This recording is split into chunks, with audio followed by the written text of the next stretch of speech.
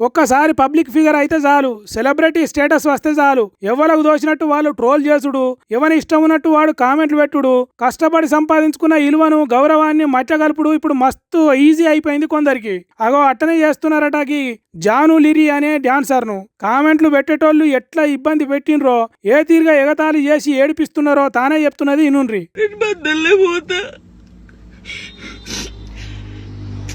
ఇది మాట్లాడితే మీరేదో ఆపేస్తారు. ఇది కాదు, ఓపిక నశించి నేను ఎప్పుడు దేనికి రియాక్ట్ కాలేదు.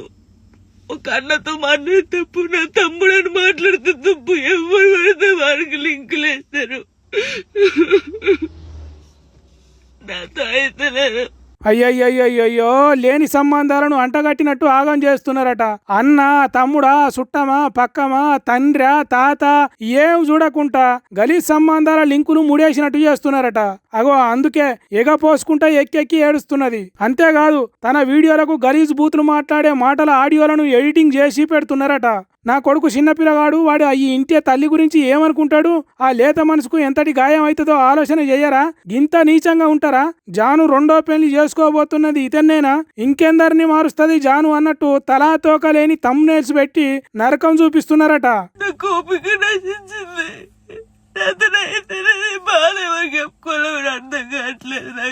ఏ ఊకో జాను, ఎవడో ఏదో అన్నాడని నువ్వు నడిమిట్టినే పోతా అనుడేంది? నీకు డాన్స్ నేర్పింది వాడా? నువ్వు కష్టాలల్లో ఉన్నప్పుడు తీసింది ఆ కామెంట్లు పెట్టినోడా? ఒక్కొక్క ఇటుక వేర్చుకుంటా జీవితాన్ని ఇంత దాకా తీసుకొచ్చినవు. ఓ మంచి డాన్సర్ అనే పేరు సంపాదించినవు. అవన్నీ నీ కష్టార్జితం. ఎవడో ఏదో చేస్తే రాలేదు, అట్లనే ఇప్పుడు ఎవడో ఏదో చేస్తే పోయేటి కావాయి. భర్త నుంచి దూరమైన ఆడిదంటే ఈ లోకానికి లోకువే అవుతారు. కనీసం సానుభూతి చూపరు. అసొంటోళ్ళ కోసం నువ్వు ఏడ్చేది? చెత్త కామెంట్లు పెట్టేటోళ్ళ కోసం నువ్వు జీవి తీసుకుంటా అనుడేంది?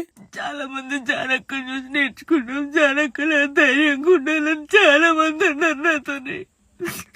ఇంత నరకంలో నిజంగా చాలా మంది అమ్మాయిలు సూసైడ్ చేసుకుని చచ్చిపోతే ఎందుకు చచ్చిపోయారు, వీళ్ళకి ఏం మాయరోగం వచ్చిందని నేను అన్నా. కానీ ఆ బాధలు ఉన్నోళ్ళకే తెలుస్తుంది ఆ బాధ.